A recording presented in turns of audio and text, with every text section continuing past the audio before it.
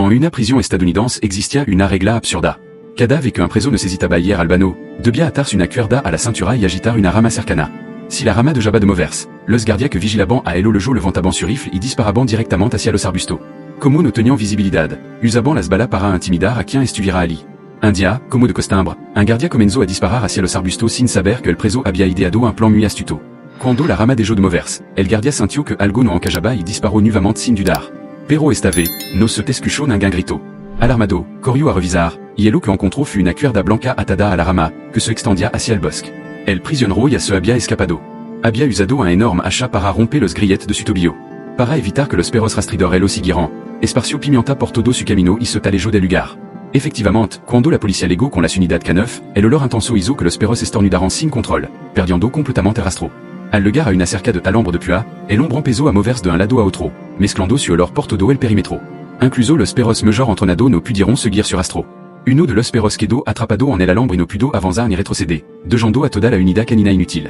Cuando los guardias regresaron a la prisión, uno de ellos cargaba al perro en brazo, y el alcalde estaba furioso, con una rabia que se le notaba en el rostro. Pero nadie se esperaba ello que su historia al día siguiente. Apareció una fotografía dentro de la prisión. Era una imagen del hombre que había escapado, abrazado por dos mujeres. No solo no se escondió, sino que reveló descaradamente su paradero. Una semana después, fut capturado y levado de nuevo a la cárcel. Pero en lugar de castigarlo, los demás presos lo alzaron sobre una mesa y lo trataron como a un héros, una leyenda viviente. Al día siguiente, los guardias decidieron darle una lección delante de todo. Le ordenaron cavar un hoyo profundo o enfrentar sa castigo interminable.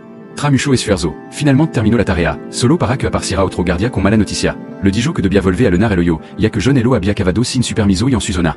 Exhausto, John pasó otra hora rellenando el hoyo. Pero justo al terminar, regresó el primer guardia y exigió saber dónde estaba el hoyo. Cuando John no respondió, el guardia lo agarró del cuello y lo tiró al suelo. El maltrato continuó hasta el anochecer.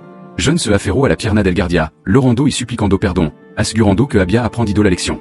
Los demás presos quedaron en shock. Su héros parecía totalmente derrotado. Pero lo que no sabían era que todo formaba parte de la estrategia de John. Fingia estar vencido. Desde ese momento, se mostró completamente sumiso. Durante el trabajo forzado, actuaba como si fuera un pobre desdichado. Pero en realidad, estaba planeando algo más grande.